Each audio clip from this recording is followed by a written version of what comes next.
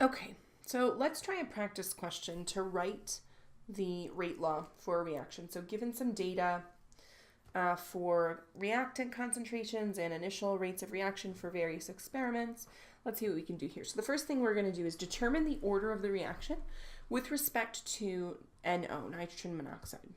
Okay, so I just made myself a little bit more room here on a new slide so that you can follow along. It says also justify your response with an explanation or a calculation. And so what I'm going to do is I'm going to select the two experiments for which the concentration of O2 remains the same. And so that's experiment 1 and experiment 3. Save myself a little work by doing that because that's a constant, that's a control, not affecting the rate of the reaction. Okay, and so what I do is I just set up a proportion. What am I doing? What am I changing about the concentration, and how does it affect the reaction rate? So I can say that I can make a proportion that says my concentration of NO 0.0252 over 0.0126 equals my rate of reaction, 5.64 times 10 to the minus 2 over 1.41 times 10 to the minus 2. And so when I do this, well, that's double, right? So I'm doubling my concentration. And so if I double the concentration, what happens to my rate? Well, here I got a 4, 5.64 divided by 1.41. So 2 to what power gives me 4? Well, my N here is 2. So this reaction is second order with respect to NO. Second order with respect to NO. Okay? Part B asks us to do the same thing. Find the order of the reaction with respect to O2.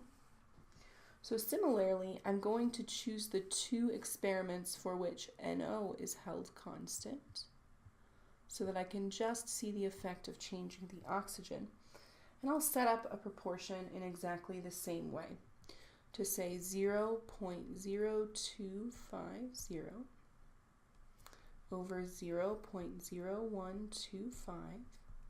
So that'll give me my change in concentration.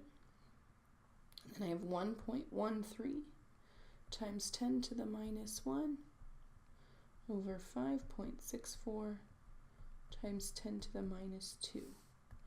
Okay, so here we can see that this is doubled, right? So what have I done? I have doubled the concentration, multiplied the concentration by 2. And in doing so, what has happened to the rate of the reaction? So here it has also doubled, okay? It has also doubled. So by doubling the concentration, I doubled the rate of the reaction. Okay, so we know that that is the direct proportionality, or an N of 1. This reaction is first order with respect to oxygen. So if I double the oxygen, I double the rate of the reaction. So now we need to write an overall rate law. So the rate is equal to the rate constant K, and then I need to write my concentration of NO. Remember, it was second order with respect to NO, because when I doubled the concentration of the NO, I quadrupled the rate of the reaction. And then first order with respect to O2. In other words, when you doubled the amount of O2, you doubled the rate of the reaction. So there's the overall rate law. And here's the full answer there for you for this reaction.